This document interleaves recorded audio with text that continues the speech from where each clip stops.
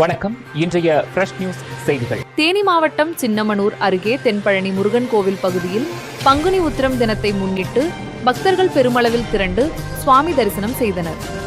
மேற்கு தொடர்ச்சி மலை அடிவாரத்தில் அமைந்துள்ள இந்த நூற்றாண்டு பழமை வாய்ந்த திருக்கோவில் மிகவும் பிரசித்தி பெற்ற வழிபாட்டு தலமாகும்.